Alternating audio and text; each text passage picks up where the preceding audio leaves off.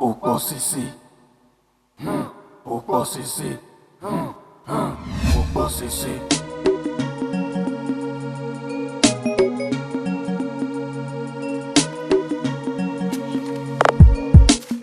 Edo kama uzaze mama baveva anate ukposisi Edo kama uzaze mama baveva anate ukposisi Edo kama uzaze mama baveva anate ukposisi Edo kama uzaze mama baveva anate ukposisi Kidibo onado tia efe agabe na mo wanwe no nyawe kweberi o obu no benuzo ona benerwe aga hoba kineke ewo mafie I be you na obi no tonto ma me yo merene ona mo sendebo odio vega eke na moto we yibebo we gijere opa moto eyaje we ka yo pope we uwe nyantu vega we gijere o kan gbe kwa orudo wo sisi tu kankan apada tu gogogo mo po sisi na wo kan poko nyoge mo ala si no yo pope ni gede mo Ukposisi ogie imi no ma enu me be nega isi me no ma nunu be nega bonye gbebe o wa me meje wa oru no supo me bi me di aye ima we ri kan aye iru nu wa ge me e den do me igajo na ne ibe nega logo me eyen do kama uzaze mama ba be fa anate Ukposisi eyen do kama uzaze mama ba be fa anate Edo kama uzaze mama baveva anate Ukposisi Edo kama uzaze mama baveva anate Ukposisi One bado koya de ina womo ifum na hood ina address One bado koya de ina apara ina apara umu akibo abatago na bo Ukposisi one ina na bo to ta iwotago face me, I face you. You way ya, anything the way you want. And way ya, buru machine gun. Eji ya, go to rifle. And way ya, police, potopano. Eji ya, the register here, the government and guns. God be so merciful, respect to Jah. Government sway nations, so I use my guns to follow my enemies like the walls of Jericho. God save my soul if I die in this mission. Respect to mom, respect to dad, respect to my little dog. You wajina, you wa meti. You wajina ni. Oma wari we adole ni egbina. Waza umu. Mwa. Nso ama we na so boy na chick. E worry.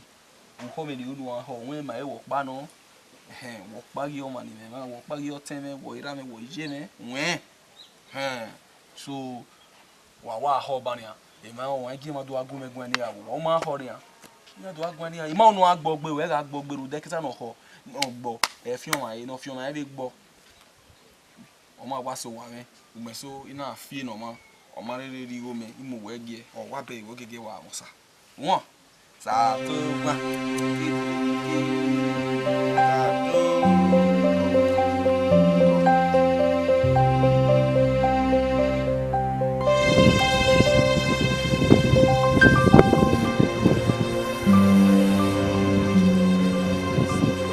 Oyamere. How should I call me Oyamere? Now you give me that name. Come here. Ma, come here. Igbo man. See this girl. For your mad now you dey feel say banga rice na be jollof rice. May you relax there. See my guy. Oyinbo. Yeah. No, they meant. I know they see you now. Igbo man. Bros. Relax. If not so, me lick give one water finger. Ta!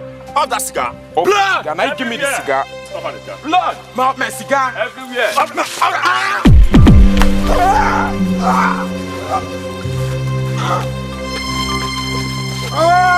Look, this is a one step, not back. When you say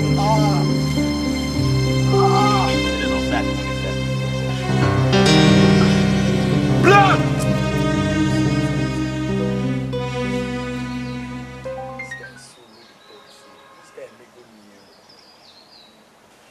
Nah, when you join me, will take fire that guy. That guy don't too mess me up. If not my community in there, you know good they misbehave like this. So Romu Kaitia Kamari hang give me that guy, brother. That guy don't mess me up. More join hand together, more do that guy something. Can I make that guy here? How you see him? Wigbo, you don't talk finish. We're going for now, Wigbo. Wigbo now go use rubber in your way. As I did yes, so. Papa no dey again, Mama no dey again. I know they find anything will give me problem. I know they find anything will be say they go there that side they regret. Anything I do now, they're supposed to they happy. I beg. Papa no day, Mama no day. When the born you come life, no be only you come. I don't know how you dey talk, but my guy reason with me. Some kuoku. Reason with me. When no be only you come this life. Say Papa no day, Mama no day. Okay, where Papa and Mama go, no person send them go there. Afa akenyi neku, soro mu kuoku kam ni neku. Say Papa no day, Mama no day. After I tell you, say, may you follow me, more team hand together, more know what will do this boy, where they do say, more know what you go do, and can marry and give me a brother.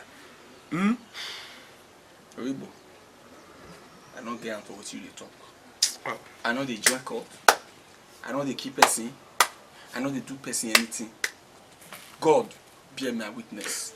I want me to be say, where anywhere my papa, mama, they proud of me. Me go where, go more. Okay, me done. May they proud of you. See, for this life, may they proud of you. For this life, where papa and mama they na person I send them good there. Man, tell you something. A person send them good there. Say, may they proud of you. Now, may person kill you. Now you want. Follow me more. If this guy in my community, you know, go they mess up like this, go free. Afa, so, you want to get come cook him neko. See. You know the girl when you do they come, they tell me better thing. Bad thing, killing. Now wait if I pursue you come out for your village before you come here. So, oh people, I beg go. I don't say me you go out so, but I want to carry my shelter. Smart, okay, you carry your share go out. Smart, they waka. I go waka, no wahala. You go do me day. A day.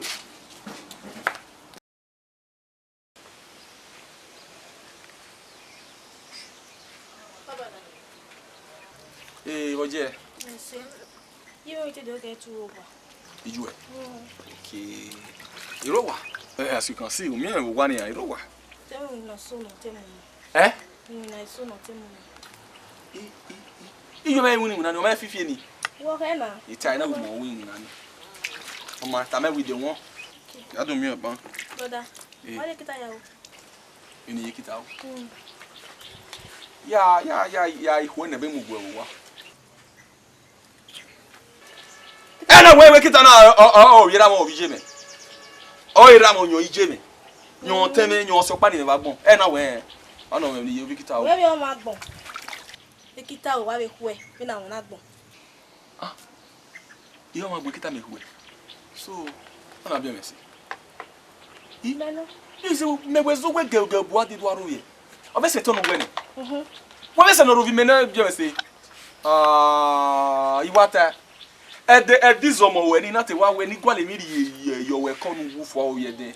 Iye wo wa don hian hin wan ni. Be se me. Obe se to no we he arovi me na bi o me se. We ju ma bo ruda medien ju we to bu we. Medien ju we no bi we. Ya se gbe tu wi pepe o. Ame mi no okay wa ye go. Ahia ba ni go e mo. Ahia. Ze get pem no lare. Ekita na me value so we. If cannot take me value ekita na me se ju we. Ahia. Agba bo a. Wa gbe o. Agba ba wa gbon. Gbo ise ne. We. Ima ge ruje. We. Ade ko to ni balo you e sade no ma yo do na. Ye mo se kita na. No ya ta ma ni ku we. We me ku na na di ade. Wa gbe agbite awa bo. Umie osato no ku ania. Wa gbo ve. Wa ri yo ku ba gbo. Ni ni wuni ju me ire.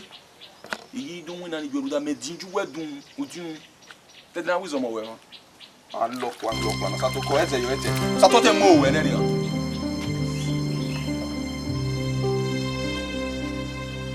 Please.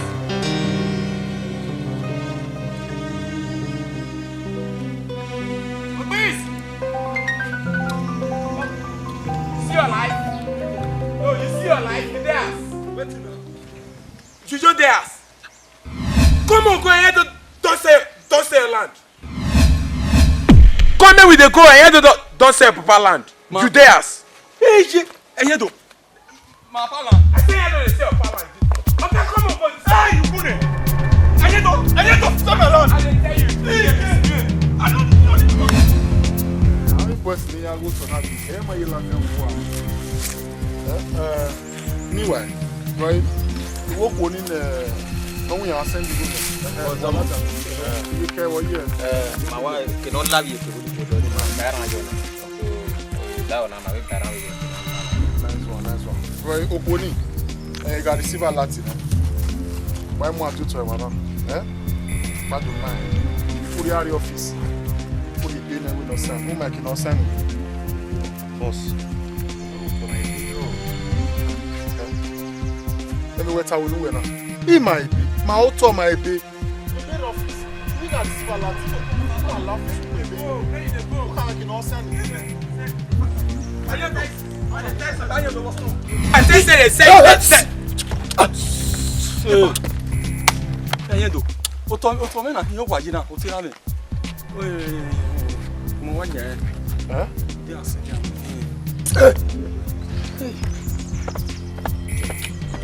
May you know the panic. Talk to her. That's the safe way. Very soon the teacher had to use her. Stop the guys. I wanna get up this one. What's about him? Friend, say. What is that?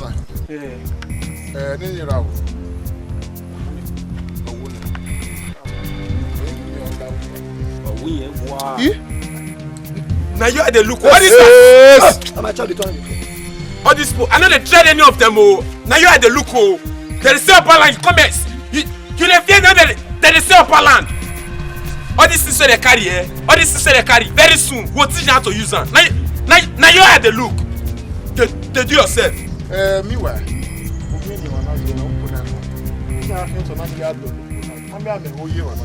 so we are going to another yard of it. We are going to send where we find a woman who tira. We are going to make us a woman. I have a man. We are going to that lay him and not to act back there. I could live on a yaki. So I'm not going to hurry, man. Hey, we're not in the markup. Are you okay? Go back. Come here. Go first. Alpha, leave that to a carry. Go first. You understand? That's one day. Person will teach you how to use this carry. Let me tell you. I didn't go to that way. And then they see my town now. See, look face to. I still like this. Me know the try. I know the try enough now. Man, I tell you talk to.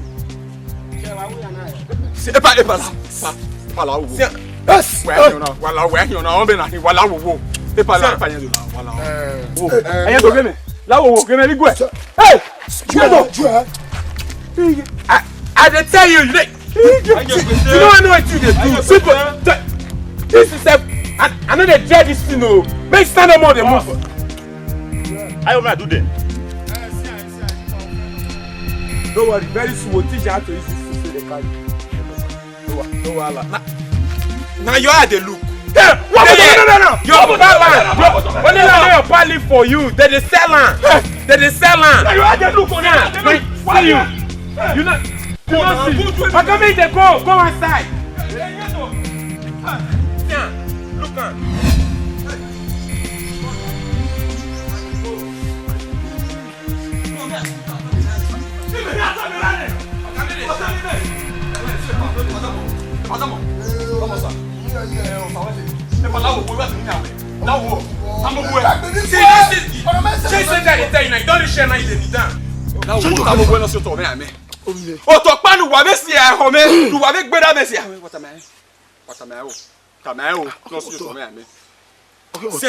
You say you need down. No, you need down. They tell Epa, Domo, man, talk to you with make us come here. I beg. She see that your son, you go one now. That your son, you want now. That your son don't bite more than what if he do. You want that boy. I talk it before. Orio me ga ke na mo job eyi bebo. Obo mo toyi. Obigbo. Wodogumegun abi otemodogumegun. Obigbo me nwa o. Awo eso si e. Awo eso ogbo Obigbo na. Oto ni ta ekende, nwa do Obigbo lele gbere. Oto ni ta ekende. O tell me. Ta ekende. The passion. I just say, man, tell you something now. Man, I know they look anybody face. So I don't see people like you before. I don't go get in the car again. Okay, now you ga gwagina. Iga one is that boy. Chase that your boy. Chase that your boy. If he cross my lane, with ya go do one. You give me oga auto win. Auto win. Oh, we yabi. Auto win ni. Oh, we yabi. Obigbo, when you keep batana na, when you keep batana we. Oh, kawe kami me. Ebi mo ya mi. Obigbo, bogbi me. Ute to kumekun. Nwari ekun. Ekun de me ekun. Ekun mi kun. Obigbo. Nwari legbe. Wa to kumekun. Obi mi akin woto. Okin ba akin ya. Okin ba akin. Boy akin. 50 by 100 do akin wa. 50 by 100 do akin we take. We go to. You know to ni yela la se. Dia na we na geleta. We na ahia me. We am titulu to ni. Obigbo. Hey! No, I don't see people like this before. Let me tell you now, I don't see people like this. So na river na cross come here. I know they look on face so. I know they look on face so. Boss Bonyorio. I know they look your face so. I tell you something now. Boss Bonyorio. Let me make it a come. Boss Bonyorio. Boss Bonyorio. Onyori. Boss Bonyorio. Queen na ota. I got music now. Mabuwe. What we mean? I don't tell you. Tony, I can't do. Uno about 50 by 100. Okay, fool. Oh, Tony, we call us a walk back. Where I am, where me titila. Oh, Tony, talk. Yeah, Talemero. Where? Telling me. No, wahala. No wahala. Why can't they shots? Why can't they shots? This man and the beginning, they sell your property. They say why can't they shots? In Galok, say no person like me deal with. If you say you know sharp for that, for fit deal with. You for fit deal with this man. Okay, use your head to use it. No, go there, use it. Go make you limit yourself.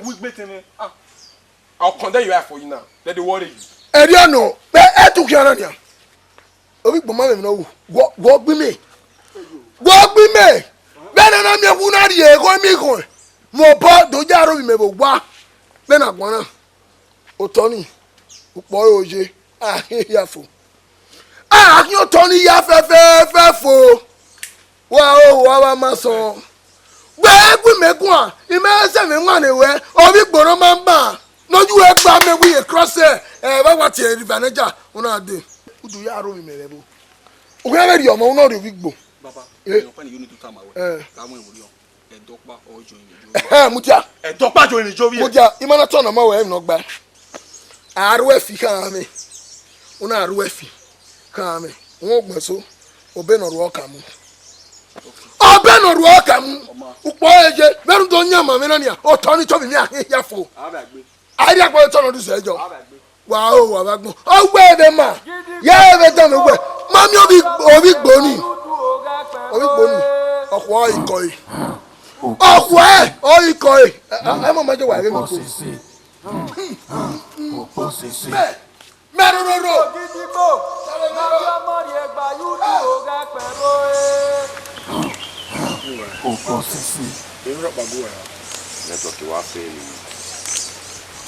Well, better than what can you?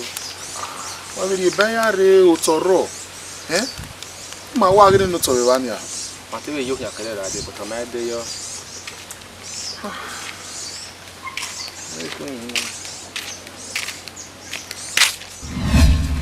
Larry. Vamos lá. Larry. What do you? Il est bien.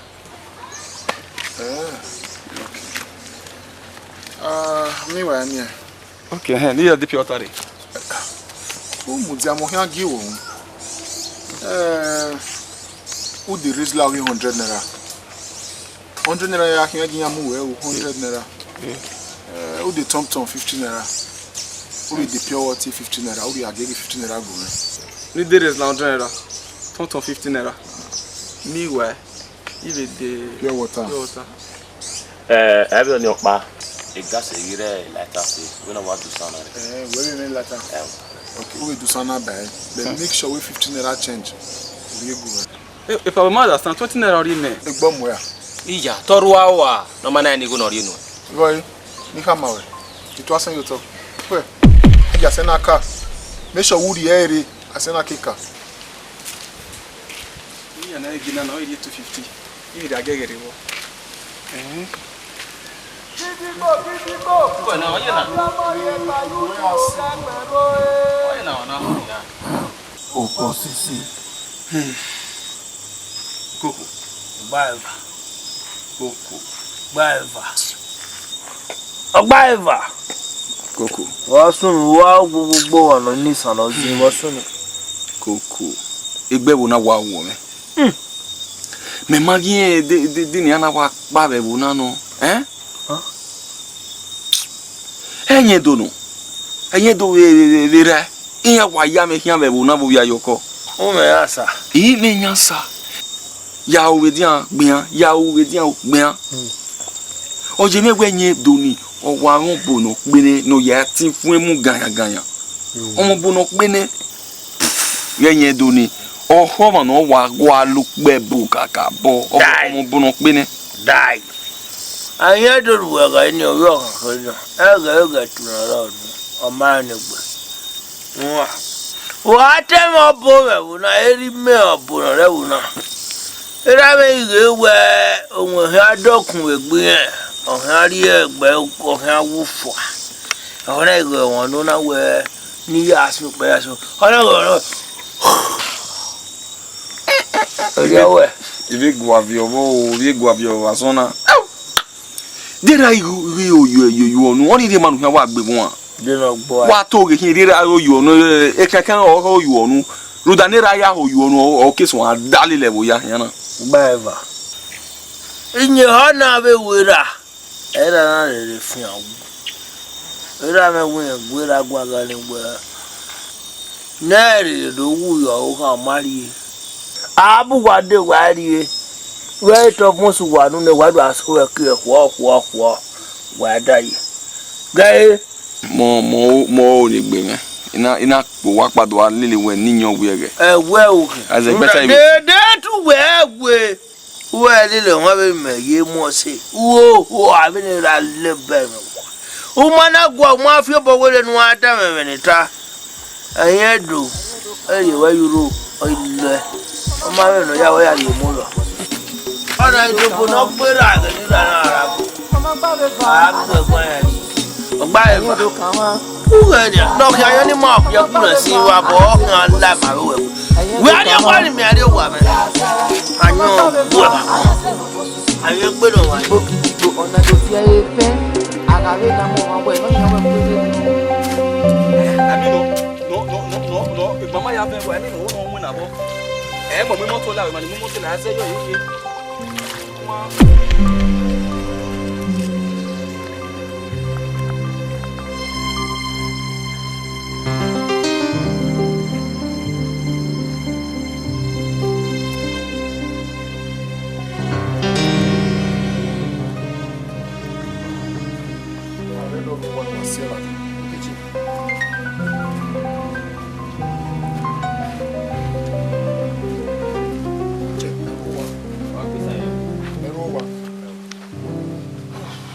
Chewa ya we. What they are here.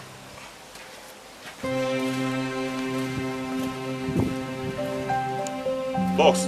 Maybe you know.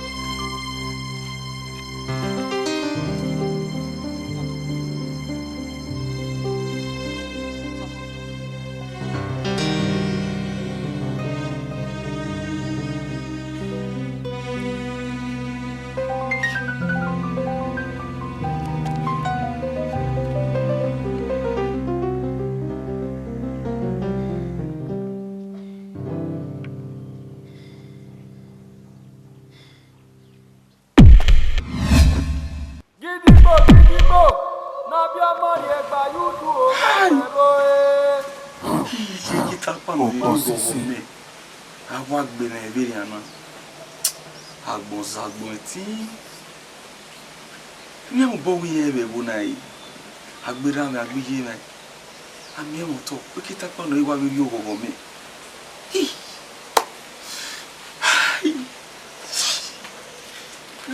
Eternity Sato amen.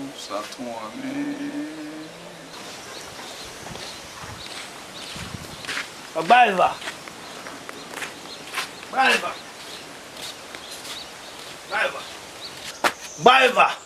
Marvin Joe. Who money? Baiva wa here. Oh na. Baiva we dog boy. I will everybody way if you got it. Why you so? Kita me no. Ya gbe me kita. How Ojima. Agbe. Kita me wa ima e. You know what they just for journess in when you are gbele lo wa o. Kita. Na gbele na gbele. E kita no te mu na go go no dio na. Na gbe wa. Ya gbe me kita. Oni se ga fi o. Ai. Go. Baiva ko won se we. Me onu we amumu anu asukwa o. Oya be aseja. Me ko gba pa na we aba na gba vari o bo ni oye me ni bu adenu ri me ma yan be bu akita re. E o iri ona no ma. Aba na. Iri no e. Wata. Ije mo ri me. Okay, pa gari on we ge ni. Oze e me ni wi gbese e pa obo mere. We we to se du fo me. E pa obo mere. Mary we ri. Ku yu en we wa ni ko wa. Anu gbe wu ni me me no ya wu. Na guri ori gun e we so na. E gba ma. Iwon na won ge igun awon na we gbe we ni ha. Ana we gbe. O ma ni se we gbe. Owuda na bu akita. Wa won ba gbo. Baiva. Ba ge su kwa woni se wo. O ma. Gun kuku ma. Ni kwa kare ni wala na sa. Ni kwa do ba ni kwa yo ma sa ko. Yare o.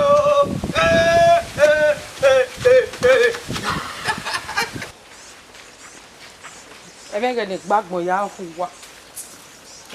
Igo ni la pena ri. Aro wa. Ano we bi aro ni. E pardon mo. Ogbono bi ni. Le do eru me. O were yen do kan ma. Uzaze. E wa itawe yen do kan wa uzaze.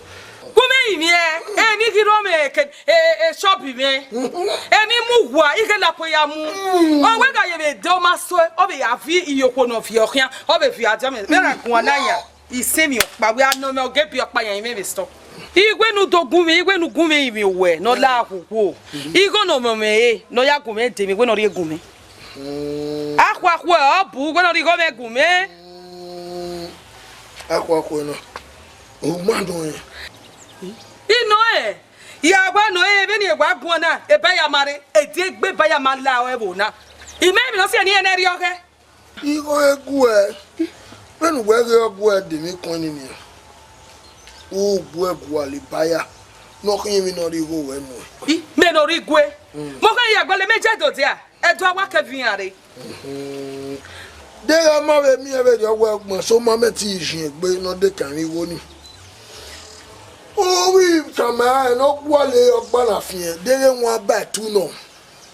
Tu ba tu no. No fian no yo. O fe ko do ade mi yo. Dere ri gba ni ni go no fian ni. To to no fian ni. O ifie be no. O to. O na we ni ra ranu ta mi mi. O wa ma ebo na ma wo gbaje wo agbaje. E meje ba ye pe ti o we ni kure. A do muju e be ma. De be anu ri ere. Ayeri gba bu wa pe ti o gbo wa ba ma so eyin do gbe na yo po pe ti no mo akun ni e pe ti ninu gbe kan ni gba ya kudo ba me bo ma na oje emi oni kan ma we wa seri e odumo deni igwa fi obo pe ti akun gbe yi agbegbe ya ba gbon gbe yin do to bodo gbe te ni kun ete wo ma go ina la de buka enyedo so se mo kan ẹ̀yin do kan wa uzaze Mama Baveva, Anatema Posisi, Edo Kama, Uzaze, Mama Baveva, Anatema Posisi, Edo Kama, Uzaze, Mama Baveva, Anatema Posisi, Kidibo, Onadotia Efe, Agabe Namu, where no Yawa Querio,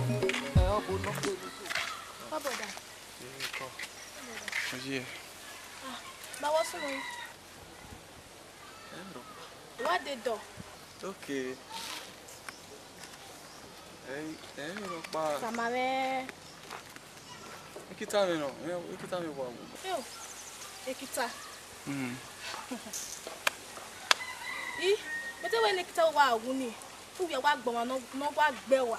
Fu ya wa gbe, fu wa zazo we wa gbe wa. Ma wa no gbe ekita me. Ma no gbe ekita we. Eh o. Oma, ija. Eyen do we boso we. Wa gbe ekita we. Eyen do. Iye wa zaza igbe, iye wa gbe. Eyen do we boso re. Ogbe kiti me. Gidigbo, na bia mori egba yudu oga pero e. Ukposisi. Why we wow. DJ. Wow. Gidigbo, na bia mori egba yudu oga pero e. Ukposisi. Ukposisi. Ukposisi. Gidigbo, na bia mori egba yudu oga pero e. Ukposisi. Ukposisi. Ukposisi. Okay, stand up for there if you want to talk to me. Say Nandi. Now you give me that name. Stand up for there, may you talk to me. Say Nandi. And at the talk, they carry your two and they put for pocket. You want to talk to me. Wait till they stop. Okay, move out for your pocket if you want to follow me talk. Wait till that happen. Unande. Eyen do don't kill my dog. They kill your papa, your face no be like this. They kill your mama, your face no be like this. Now they kill your dog, you they draw your face, they come meet me. They come me Nandi. Well, thank God say now your dog they kill, say no be you. Like say they kill you, who for revenge you? Now how you want me be? If they kill my papa, I know say I small then. You not pay me like this. When did they kill my mama? You not pay me like this, but this is my dog. That be my friend. That be my papa, that be my mama, that be my sister. And you don't kill her. They see where they pay me, and they mash her. Like say they kill you. Who won't fight the fight? Now your dog now won't fight for you. Like, sit down, Maurice. Sit down. Head ball. I'm gonna say them there. So how you want me to be now? How you want me to be? Wait till you want. How you want me to be? I want to bring a hand on his voice down. Okay, no they shout for me. No they shout. If you want to talk to me, bring your voice down. No they shout. No they shout for me. What you say? What you want? I want to revenge the death of my father and my mom, especially like my dog. Thank God say you don't get yourself. I can't join you now. I can't join you. May we do this thing together. If I don't bring Eyedo and his breast down, if I don't bring them down, I don't go rest. If Eyedo and his breast never die, I don't go sleep. I will never rest until I revenge the death of my father, my mom, especially my dog. Thank God say you don't get yourself. Let's fight for the people. Let's fight for this community. You don't too much for Eyedo. My people say Adabaka Azala. Let it down on me. Don't they use ordinary hand? They drag for land. You understand me? If you make up your mind to fight here, do not hear it.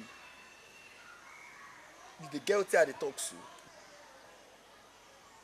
Before you those start to the dance for roadside, the girl they beat drum for him for inside bush. Relax. No, relax. And yet, though, okay, man, I like me. But Sit down. Sit down. Relax. Relax. Oh, relax. Yeah. Small play never start market. They say get 1 kilo. How can you go somewhere inside and go? You don't understand me? Now, Johnny, with me and you go use. When we come back, you go be the man you dream of. But for a year though, we'll bring her down. Gidigbo, na bia mari egba yudu oga pero I know, where dia? Domo. Abiro ba.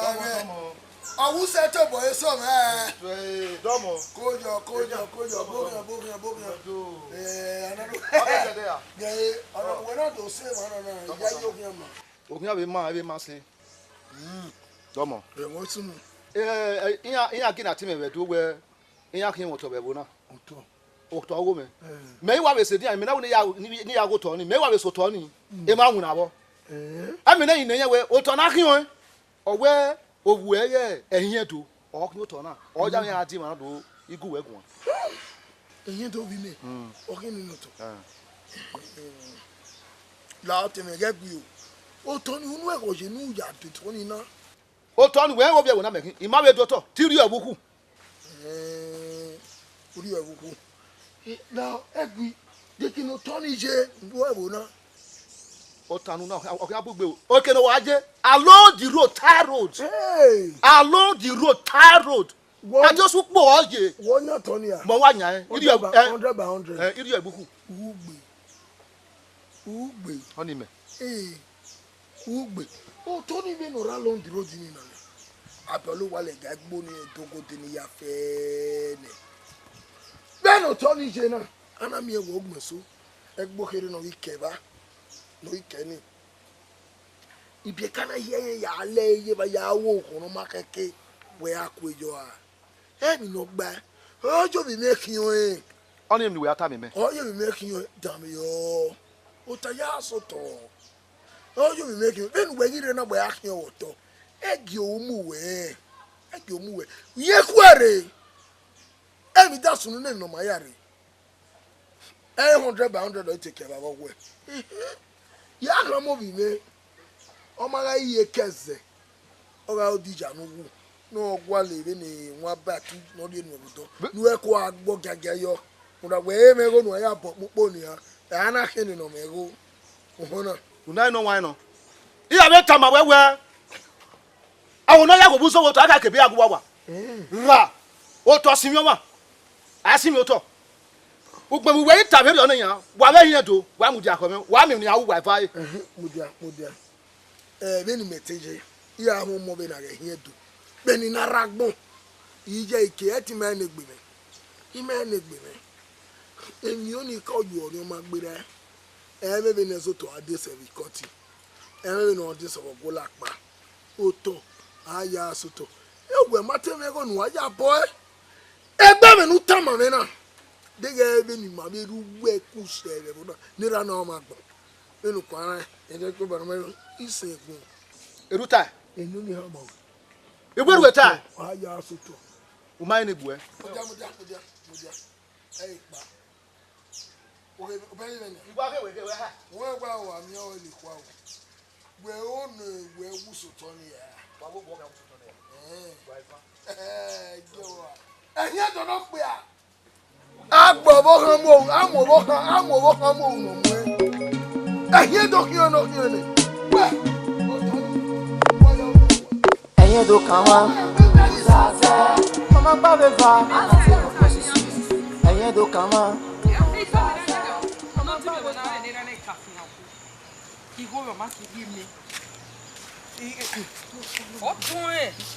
Omi ọmọ jebe bo. Bi jeme. Bi je ko. Pa wa sunu be bo na. O wa wete do bi na. O te de. De bi jeme. O ma be kan mi. Ogoma. Fe ogoma. Agwe na igwo ma fi. Awa. Ma mi o ino gwa kan mi bo. O igwo no hani mi mi. Bi me ya kan me ra me ne na e la ko me ya do ki. Igo no me wega yin do ne kepori odo ba ye go ninu e. Aye do kan mo sanse. O enti ona go kan pe. Uni emi dan. Boy, bi ya kan me ra. E da ti eru me. Odanyan ti. Uni e me itule mu ne gege ko so de ya eru me. Obi je me. Boy, o we be here. Ita me na we bet you me. Aka ya mu ati e boda. E foga kan kwere. Mo me ne da ku na e da te pe ti akon de abi. Da ya Papa no bi ezi on. Baby dan. Egbe kan ni. ẹ̀yin tó kàn wá. Wo no so no me o. Ya bi o na. En we o so ni me. Be ne bo na je na ni. Mo idajo go je wi. Baba. Kemi jami nu we ri we bo na. E ka mo ele me. Wa ki o to kan mo baba ki o to o. Iki o to run da be ni me re idajo go je we na. I me ti aku e be se ni ha me. E se wi ma me ya pa o. Ni ba pe la yin wa o re. Ni avie. Ologo. Leva le seva amaye na ya kama we ni to le pe ko na ni agbe e mo yo din wi ko to no ri fi e ri go ye polu e be ni ko we o so pon pa no o kama we baba akin de na ibe ki o pa wo dun we o ki o pa wo dedo o ki o pa we din o wona runda era no re be goma e aya koko e no gbera agwan kan mi community no wa gbera no bi re na be kiki no kedo vai o ki baso wona ni so pa ki no una mu me we ga ki u ta mi me o ha ma me le na wana wu ye fa obu mi ade do ka ma we e ro mi me ki o tin o e ro wo na o e ro ma wo na o i ka me we na no re be go ma e ya koko o du we no o de do no keke ni ko we mu hie no to di me baya ka kun we ame baya oni o we ya mu me e we ni ka mo yin do Baba yon ni no to ye bu ni na wo. O nu me hie wo na ni na complain. O to bu an. O bu ni an. O to bu an. Gba ki bi ne ku we o. Oro ra ma ki o. De ga na ya ki. Amu me po re na me we yi me bi che wa. How my boys when they ala with an oh 30,000 with 100 one bet to win ya no and you do working when I come back we make it I will buy ya do see be your back I worry baba ya when the boys how do you got up for those to carry baba I worry ya gwali go sorry where you talk no woman of your where's the baba you worry me you can me wa like gidigbo na bia mari egba yudu o ga pero Ukposisi. Ukposisi. Ukposisi. Anate ukposisi. Ẹ̀yin tó kàn wá. Mama babeva. Anate ukposisi. One the bottle ko ya de ina womo ifum na hood ina address one the bottle ko ya de ina para Ukposisi apatago na bo Ukposisi nwanne ina na bo to ta iwotago face me I face you anyway you had anything the way you want when I small when I dey go I dey hear about Benin City they would they call on the land of Godomiko so na Benin Agreso hey Benin City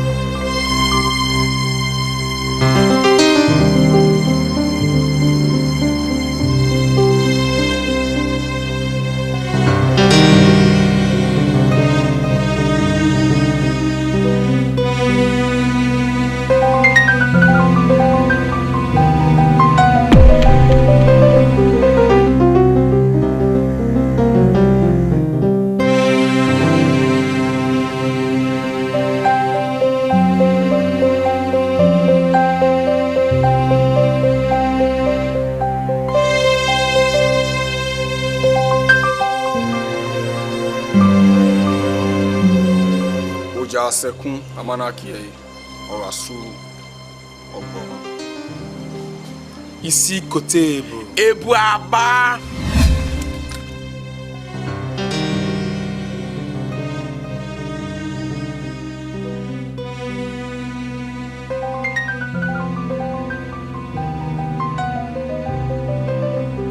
Here do you ga yam we wona dia.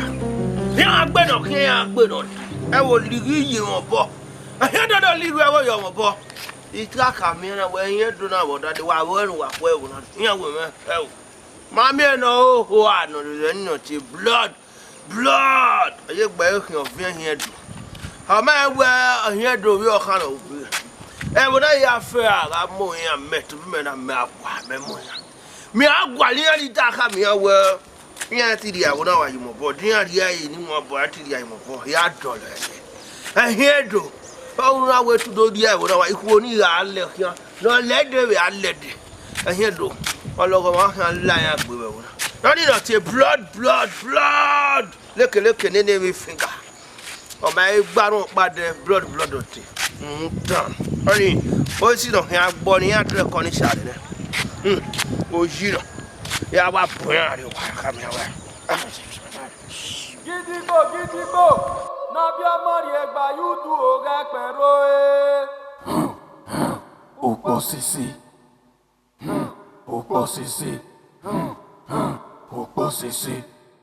Gidibo. Nabia Mari Egba Yudu Oga Pero. Ukposisi.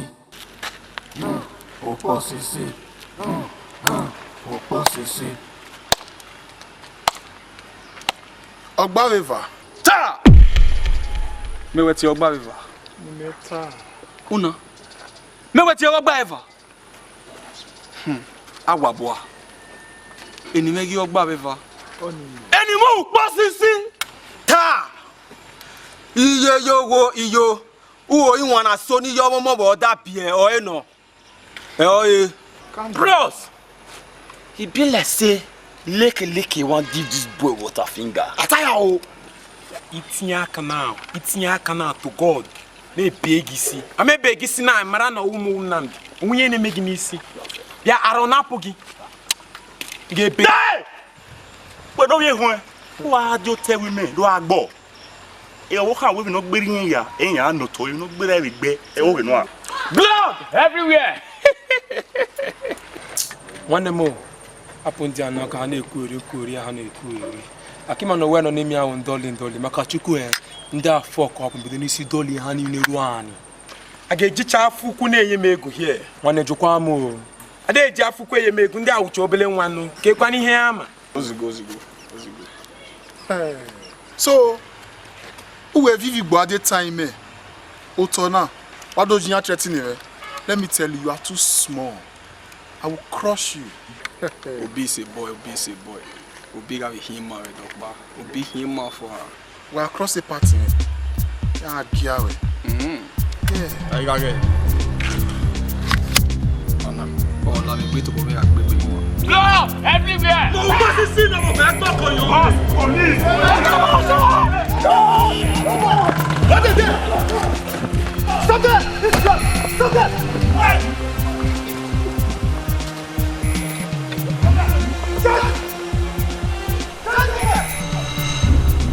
Shut! Get it! Where again? Those are notorious armed robbers! You could not catch them! Oh, sir! You could not force! You could not catch them! You took my force! Osisi guwe. Umaseti fiya. Epa! Uwe si se fe kake. What when you fear? But and you! Osisi gumeni ya. And the Somali make station. Can you have your ear? Got you down there? That what? Shit! Now listen to me. Yes, sir! Listen and listen God. In your video, we community now. Who knows? Of one. Yes, sir! Now we are ready for them. Yes, sir! We are going to track them down. Yes, sir! Whether the devil like it or not. Yes, sir! Let's go. Shit!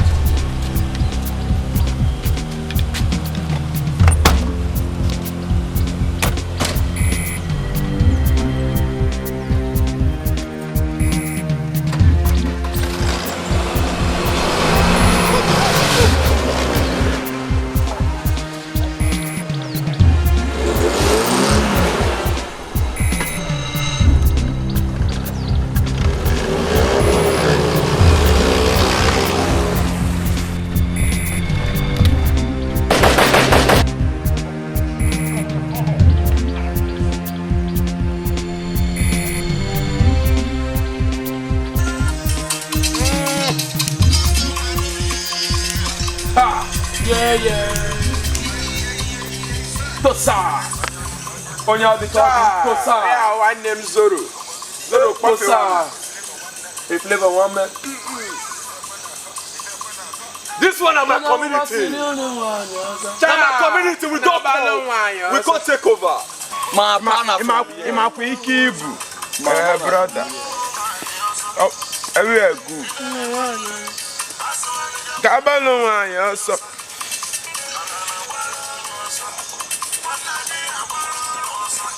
I feel like now. Everywhere good. That they tell you, be like saying about now they tell you. Sweetest lie. You never test the lie. Sweetest lie. Never test the lie. Know where from they come so. Sweetest lie. Ikike sinangwa, ikike sinaba. They want test. They want test. Small picky wa carry cross river. They tell me say match fish. Mumu. See, for this community, we'll spoil them. Now me they yarn you. For this community, so we'll spoil them. Spoil your head. Your guy, your guy for this village say once for our village now thunder. Your guy don't. Driver. Coco. Driver. Coco. Una babe, una ri, una dopa. We be do na we do re. Jale we be ni ma we sick gbe so mo ti do gwa. Onu ila wo de me na ga hon gbe. To driver go la wo. Ah, who one in a power. Oya mana village. Jama of ma. E may be going eri. Not today. Driver. Nya kama mesere we ise ka we me la wo na nya we e to me mu la wo na. Driver. Ola pa mu e be do. Coco! You have a problem. No, I when it comes with one or two things. Mammy, I'm aware. Coco! You know what? Not be anything, not be bad person, not mean harm. Now you're just drunk for the community. Baba, who come in? I mean, you're aware or Daniel. A drunk of that boy. Baba. Remember where you're going to Baba. Sorry, what better one to see him? Coco! Cigar. Okay. I am here. Will you make a kind? Maybe one you buy a real son of me. Later. So when No. Go down. If you no see I won't sleep, may sleep for that bush. Coco! Driver. Coco! I'm your boy.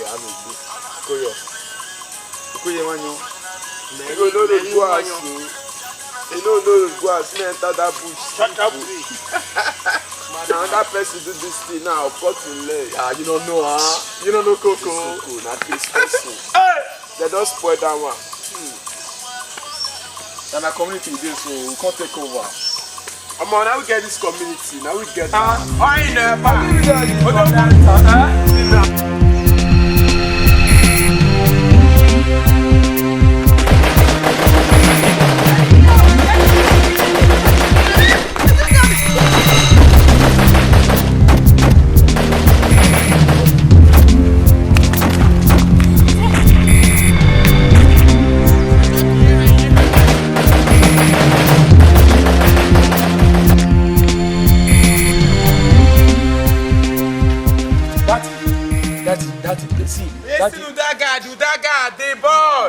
Daddy, talk to us. Daddy, pronounce.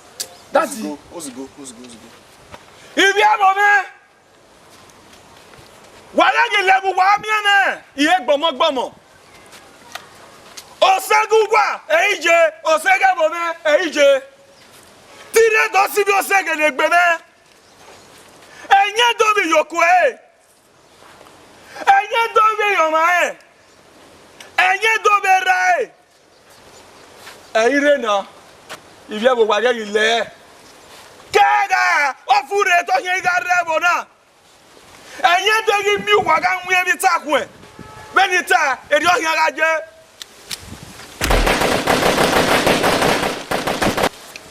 That's how it be. Daddy, don't pronounce the way to our finisher. Father Yash. Gidigbo, na bia mori egba yudu oga pero Ukposisi. Ukposisi. Ukposisi. We don't go, we don't come. Journey don't start. Kezike choro kodi now. I want so. What you want me happen? I want go meet here though. Make you come give me my papa. Life. Make you come give me my mama. Make you come give me my land. Life. Most especially, make a do come give me my dog. My precious dog.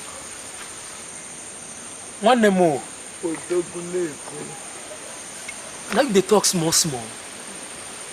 Ha! Ma tell you, ndị be anyị si nkịta agba aja ọsọ agba ya aja egbe. You know what I mean? If dog run bad run,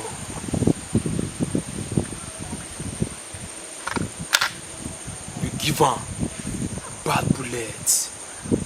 Ana me we walk now so when single bone.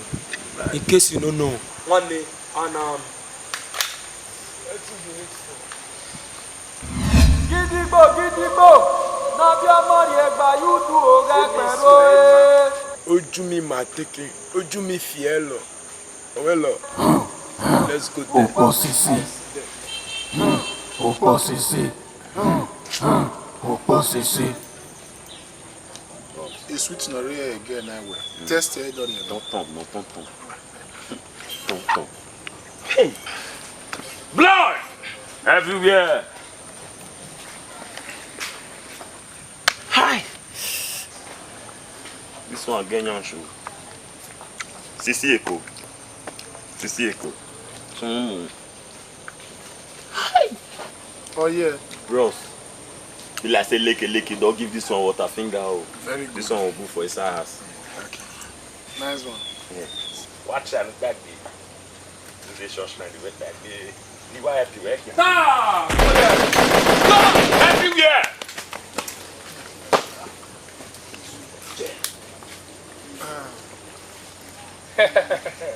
One more. Iyo kokoko ah. Iyo kokoko ah. Iyo kokoko ah. Iyo kokoko ah. I beg you dance ya ah. I beg you dance ya I beg you dance ya One more. Me go aminu. Not this dance me. Now this dance, they dance for the body. Because it be so I don't see and say man. Now 6 feet that they sent for your nose. Because I want to have one time, I know since you if dog one die, no the year master whistle again. Brother, shall always tell you say Jimogo, you dey hold me. All your fuck up lie today go 3 times. They misbehave, I warn you, you know what I hear. Izuzu na mbari egisi. Makachuku. Izuzu na mbari egisi. Makachuku. Ba ikwete na ihe ebe. Mama ke na ata all these secondary school boys say you back for here. Hey! Okay. Agbari egi bring Makachineke. Hazuzu na wallahi mbari egisi. Ozibo.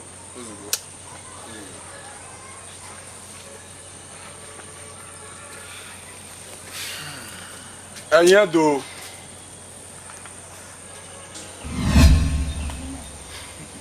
Anyado. Me. Oga Ogbaluba. Na get your Ukposisi. Ukposisi no bokan egbo kan yo. Obi will never remain a boy. Life. Obi okiye man enya. My boy. I give you 72 hours. 72 hours. Erienwe. Nu ya vie ni ya fe nu me. Otome. 1, Erame. 2, Ijeme. 3. Just remember one no. The dog. My precious dog. Umie to numuri enyi. Umana vie yana me. Before 72 hours. You understand. Gidigbo. na bia mari egba yudu oga pero Ukposisi. Ukposisi. Ukposisi. Gidigbo, na bia mari egba yudu oga pero Ukposisi. Ukposisi. Ukposisi. Gidigbo, na bia mari egba yudu oga pero I laugh. Ukposisi. What did they laugh for? They laugh with capital letter B, they laugh with PG. I laugh with capital letter. You like me, laugh with Igbo. That one join. See matter. Una remember say I tell Enyedo and his boys earlier today say I give them 72 hours. The thing say na charge play. As I dey speak now, as I dey talk to una so, from tomorrow maybe we will dey fight 48 hours. I answer the matter so like this. 4 hours already come out. 4 hours. You know, come back again, no. No, 4 hours don't go. Wesha, the good sha. The 4 hours now credit to Ram, you understand? Now your credit. Abi? Yes, you go pay him now. Well, if we still wait for the first 24 hours, you know, we don't get any response. We go find one person drop. Thank God, the papa still dey. Maybe like Aboki, I know the year come, I know the year good. The only one why the year wear, now shoot, I go shoot. You understand? Once you command, say how far, if not the head you want, you go there here, like you order for, you go there here. Now your battle be this, so we dey with you. We dey with you. From day one reach today, we still dey. Nothing dey happen. Man, you go and cool to the Bible, you enter my man. Yana Namo follow you here. Right from the days of the John the Baptist, the kingdom of God suffered violence, and only the violent ones take it by force. Papa Mo, see, if they want me to seka, we will seka. If they want me to dolly, we will dolly. Hachoka maybe, I maybe, if I bona hacho, I give me hana.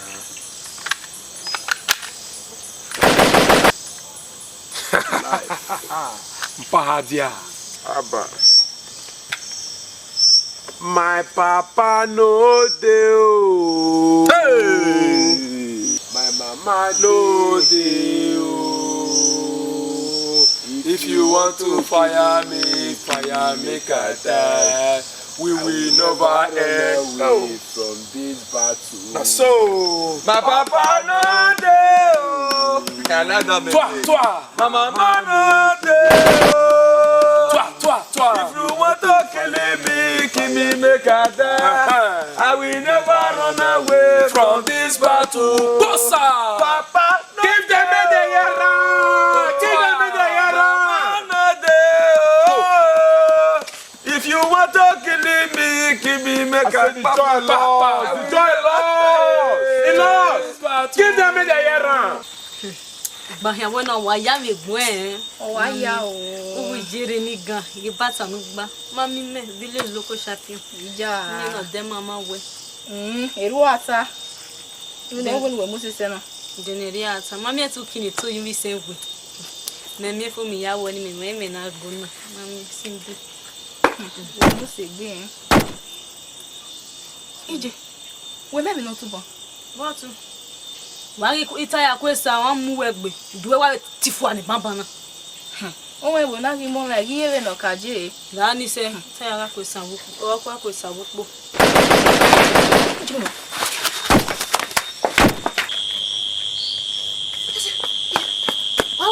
wa plefon o mo ri afesi o ya fu aye won e mata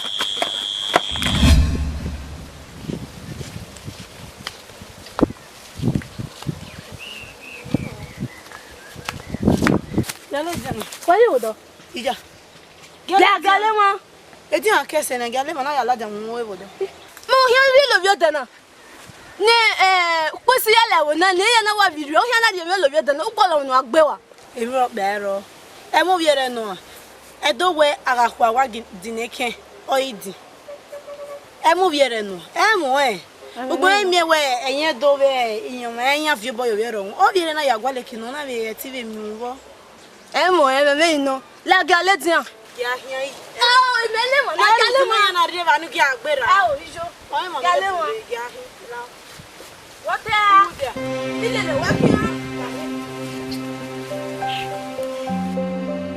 Boss, I greet you. Waiting. I don't matter for that one. I'm not gonna children around the counter for just something. Okay, Grace.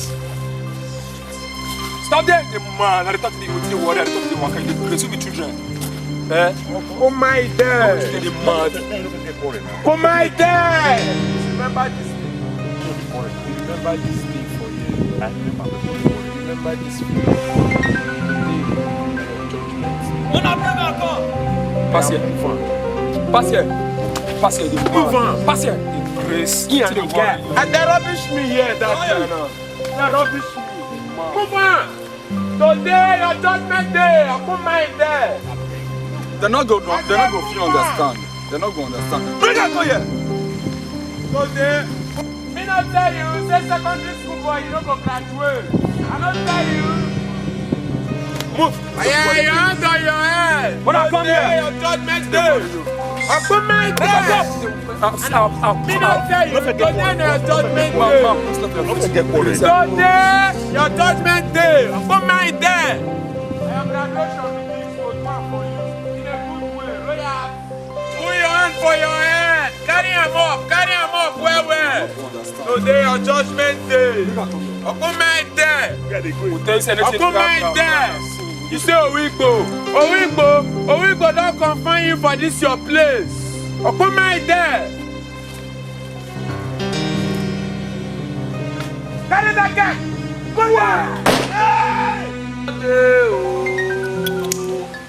Mama no dey oh. If you want to fire make I die. I will never run away for this battle. Papa no dey oh. Mama no dey. If you want to fire make I die. I will never run away from this battle. Papa no dey. Be jealous. Mama no dey oh. If you want to fire make I die. I will never run away to that region. My area be this oh. Fire make I fire. My area be this oh. Fire make I fire. My area be this oh. Fire make I fire. My area be this oh. Fire make I fire. My area be this oh. Fire make I fire. My area be this oh. Fire make I fire. My area be this oh. Fire make I fire. My area be this oh. Fire make I fire. Arara,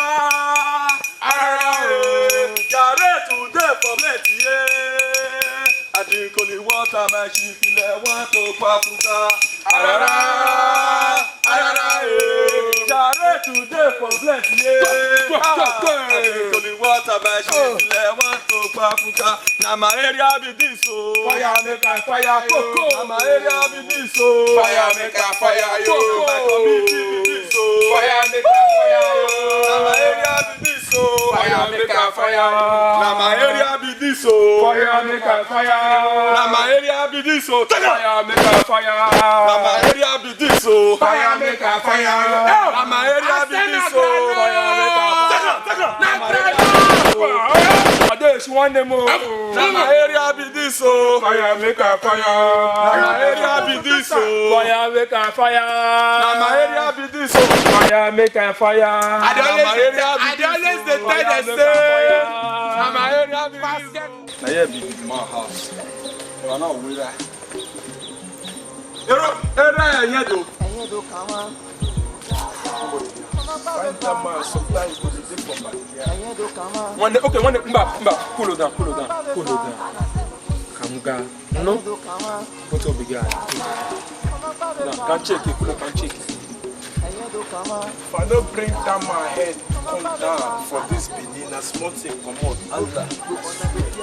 Hey, Allah, I swear. Find that man, bring and come here. Me. One name more. The man no the house. One day, cool no down no cool no down. Bakanandi ba yese. Anubo sota. Echi unta. You know what it mean? If you go hunting today, animal run leave you. Tomorrow, you still hunting. One more. I don't want. No? I don't want. What I know? No my woman, nigga, see me.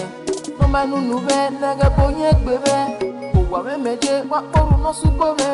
We made the idea in my way.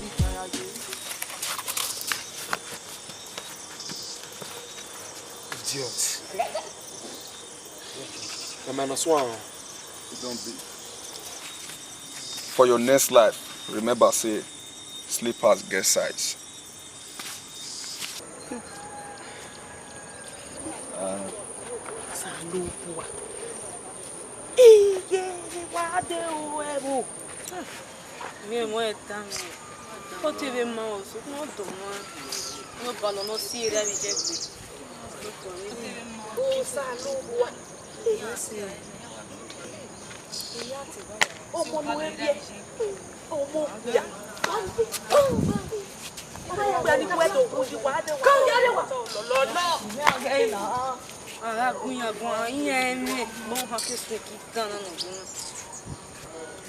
Lá você vê quando gado pai uma área de polícia do vema não o gado a rinha lá o gado pa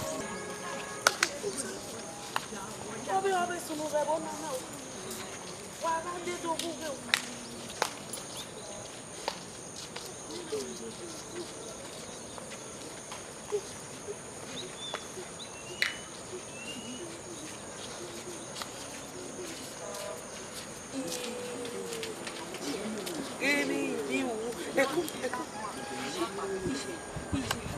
Oh na, no pay way watana. What's our busy can? If you can't wagging on, you Osagie no be on our mo. Oh, Mono Ebiana in our mokbia. Mono Ebiana in Baba. A mock penny quado will you, why the waddle gay with a la. It have your be on our mo. That's on our work, Bonana. Oh, Salua. Me rebel now. Madame de Benin.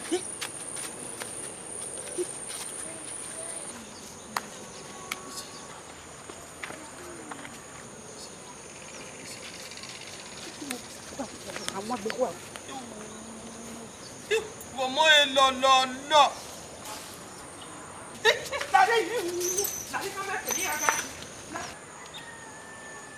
Hey! I'll go tell bros. Say, Leke, don't give you water finger. Blood! Everywhere! Hey! Blood! Everywhere! The blood of your good. Child! You can't wear Ogun, why are you here? We know you hurry up, but what? On a line, who will be up on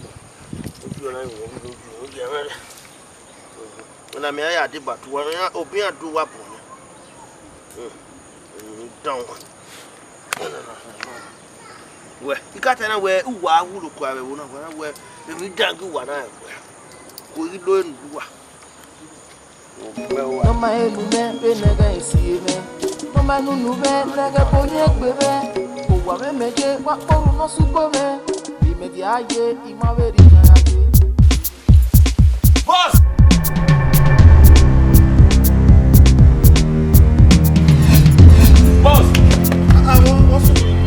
Boss, ask me how you dey talk so. Leke don't give Ezo water finger. Ezo! The junction there, crowd. They look up from there. What did they tell me so? I don't talk. Ah, okay, Agbe. We know who they do all those kind of things. Hey! You know them, huh? Blood! Everywhere. Hey, no, they want a basic gun. Hey, nice. God. Blood! When I take blood in our voice, so I go, yes, blood will have me. When I'm here, where a bell by when I will read it by good night. One of them, I hear do every day of your toy of him. And here the 2 years where you better with your my soul. When a blood in our Otavena, you can't tell a guy where are you? Blood! Everywhere! Oh, well, my God, when I take blood, you go for fight. Who want it? And here do. Who I be blood in it? I will do so a dog boy. Go. Let me just tell you, I'm not in a good mood. Who could lie, man? Blood! Everywhere! Who was you all? May go when I take blood. Who were it? Ross, I felt talking that demo delete this one, but I don't need any blood for your hand though. Blood! Everywhere! Oh, I bear bloody well. I will can all wear what I hear will press up for her. That I found for this place. Shut up! What's up?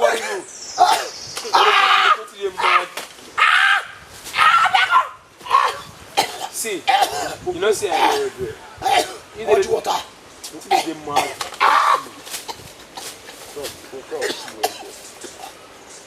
See, what's this life out there? Everything I see now, Titi one bear, and they believe. You understand? Daddy Mo, Daddy, now be the judge. Daddy Mo, what's your mo this guy? They couldn't live on. I been on one killer. No, no, not if you waste my bullet. We not pay waste bullet for this one. Use bullet for this church, right? No. We gonna leave him! No, not get messy. No, I waste my bullet for this idiot body. This one too small now. Eh? You're not the deal. Yeah. We couldn't live and make they go. Okay. If Epa come now, as we tie here, Epa will help him. So that if he come out, we'll go tell people what he see. Oh, make they go! Daddy Mo. Daddy Mo. I not care. You won't leave her? No leave her. My guy, you know what's good for you? Yes. Eh? You take my daddy for me. You take her. Daddy just set you free. Daddy Make we go! One by one.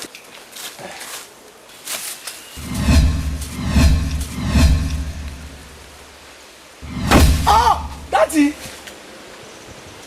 Daddy! Daddy Mo! Make we go! Daddy Mo! Make we go! Chineke!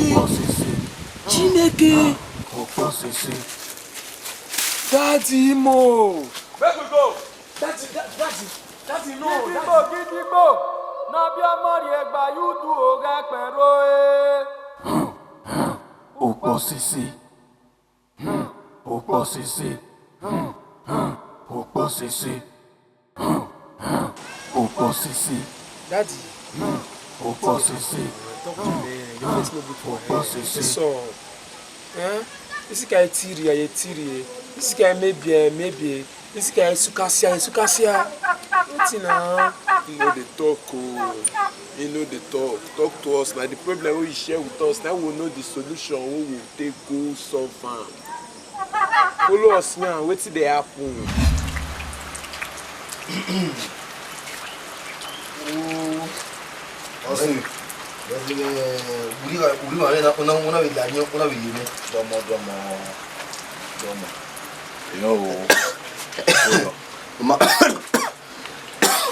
Pena yena. Mai ba hen kime to ni ete. Eh. Kime ete. Mimi na gia oga ase na da.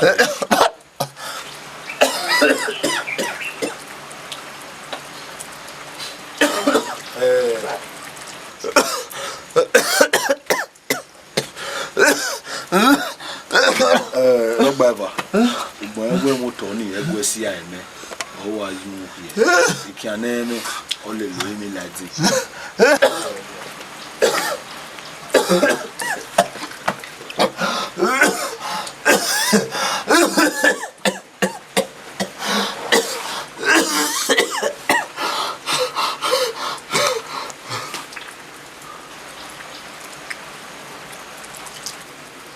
Baba. Baba. Baba.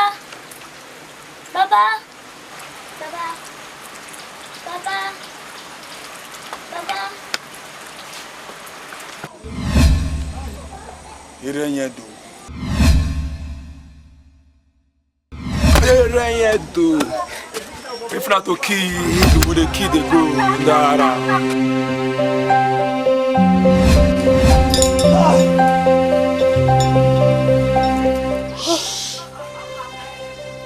Even if you want to go ahead. You will worry about it in a way. Call you. I married the USA, married the Pong USA. Married the USA, I will come wake up your name. So, Papa, you know, we are about like community man. Or what disturbing my ya? Or Bebes in a honey. My back I care. Manari, Madu, Hama, when you by my yet by my team. My little Yohana home. Okirigbe no do alele ma ve. Iyanui. Uwana wena bedeku. Obara me no sana roke. Ituti wa. Eru za ebe gari ezo boni no nya. Iyanui. Eve no mo fiere jo mo ya bomo. Haja. Iba imene me no pokele o. Awo ka yi ku mi ami ogwa. Hey.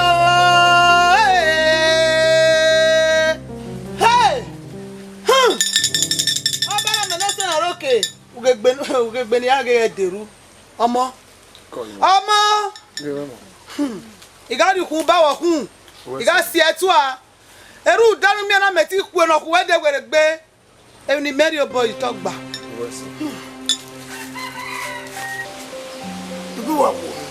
Iye to we are. Omare. Ibeka ya ile wa bulu, wa bulu. Mbego isunu. Mbego isunu salopwa.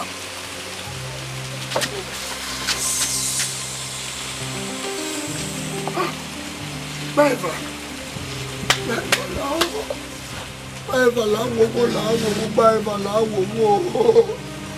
Hey, I'm going to be here. No more to look one way. No more to look one.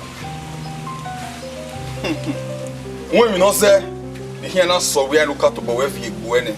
Without him, you will not view it. Like a king view. Baiva. Go. Who are you to me? Why we run it? What are you running me? Your bubble. You shall La on you can't tell me. If I want people, Lord goodness and mercy shall follow you all the days of your life, and you shall do in the house of the Lord forever and ever. Amen. That one a message for your son. If he come back, he will see him. You know, say anybody play with Namdi will collect. Rest in peace.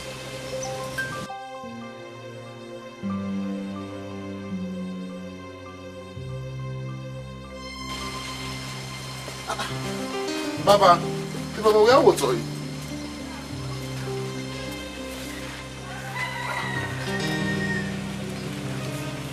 Now that be this one. That? Yes. Baba. It don't happen, I be say it don't happen. Baba. Boss, it be like say leke. Don't give your power finger. Now bury arrangement na every meal. Hey! Blood! Baba! Everywhere!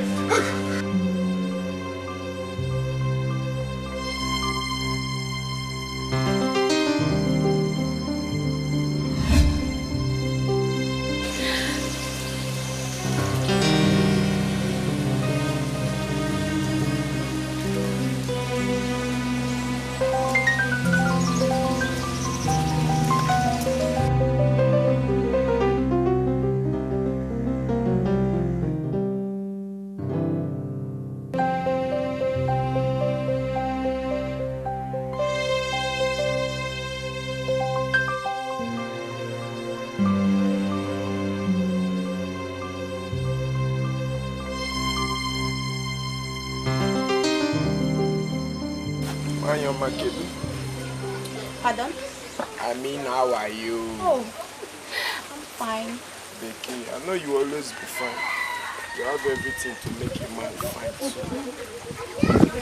I don't know whether you go mind. I won't get your control. Me and you talk. Okay.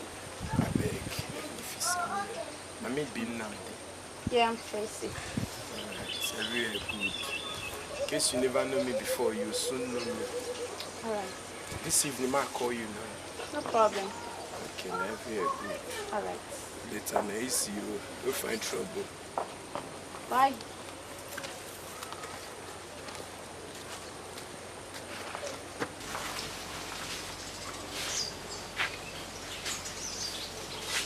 Edo, boss about wood. Edo. Boss about where you do our way when I do. Get so no. When you leave here, when I there when he came my baby, after my baby. Where? Oh, Terry, you are you. If you call it when I have your boy and they who won't go, I have boo. Yannick, more, a fearless, a more. Blood! Everywhere. Bros. Be like say lick won't give this drunk a water finger. My guy, see, we may water, you know, drunk on here. I mean, when I get allowed, see, you don't know what you're drunk. And don't know your man, he will come away. Every day you have fair, we won't any matter. Your boy, what a boy. Woman, I'm going to know that you will. If your boy, if you're away, yes, your boy will allow me. Now, when me, who are we me, you know, my any other, oh, yo. Get up my way, don't want Blood! Everywhere. Bros, I talk on just now say, Bill, I say, me, lick won't give this drug and water finger. Just you say, man, not do anything. I relax. Well, I mean, I don't know what damn it. Here we are, keeping no with my foot. I mean, I will drive you for start. What, try me? When you do, come away. Carrying up my boy, you down here. You got when I have to one bullet. I do my kinu di, mi ma wo de le ma no. Le ma nu gwa lo de o nu lo wa de kinu di. Me agume jo papa no re me gbe ni agume ja yan we. You bitate. Not tell me that. You want to go with Daniel. I been here more one coconut bottle. You need to come away. Mana sobo. Mana sobo. Well, you had the inner the bit of boo. When I don't look well. Everywhere. Boss.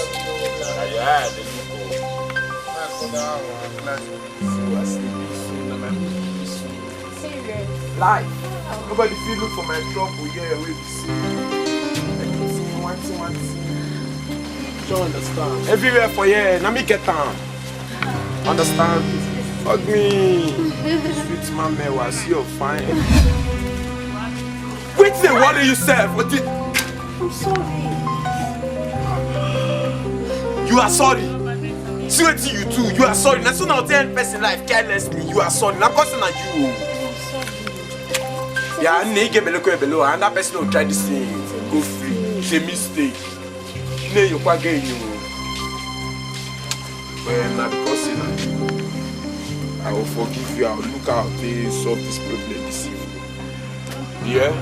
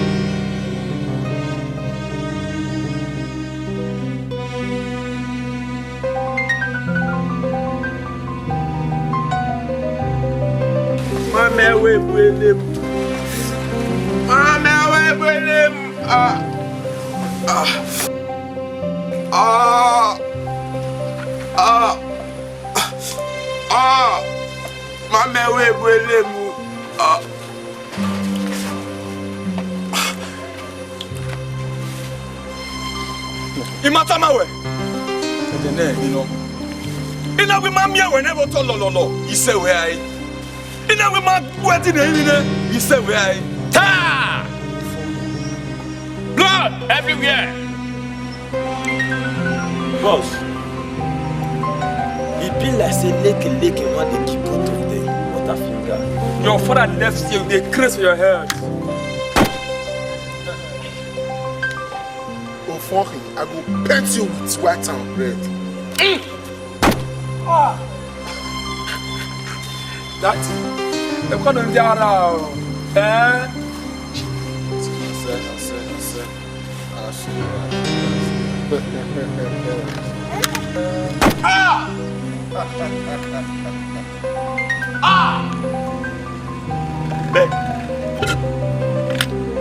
Every time Mama say, Leke, donkey. Your father left here. Blood everywhere, blood everywhere. Show there's your blood, they paint everywhere, idiots. Mugu like you, only believe it.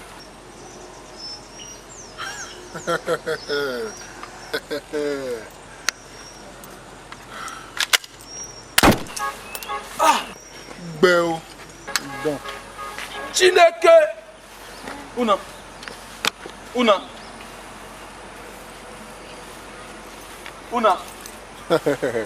Wait. Ure never na uri.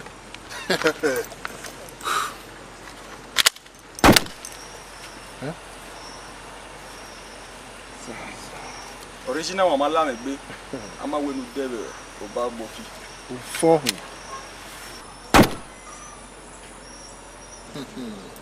O fohun. Go any hammer. O ga wetin gwewe. Ya mo sisi yo to mi ga yo gbogbo na. Ni mi ewe na mi po.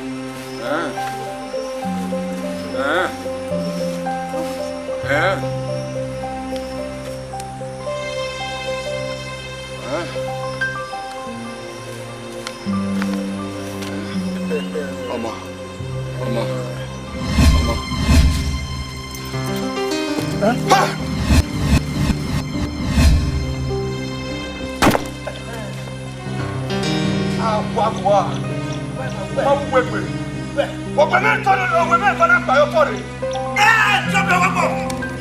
You move! Drop it! Stop it there! Drop it! Drop it! Collect that door! Break that door! Move it! Are you mad? Move it! Mama ya da me gbe. Isi mi o se gele gbe yene. What are you saying? Move it! Move it! Move it! Move it!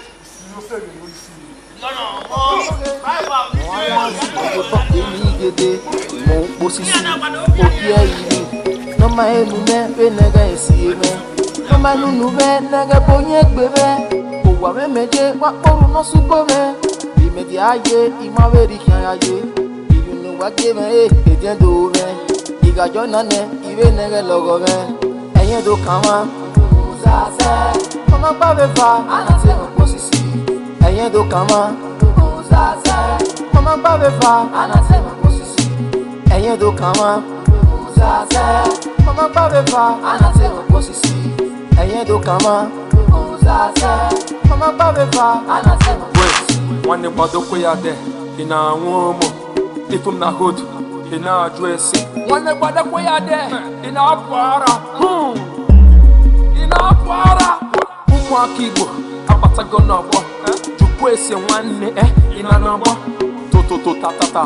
The water go. Face me, I face you. Anyway, ya anything the way you want. Anyway, ya buru machine gun. Eji ya go to rifle. Anyway, ya police potopano. Eji ya Dirige sa vie to government and guns.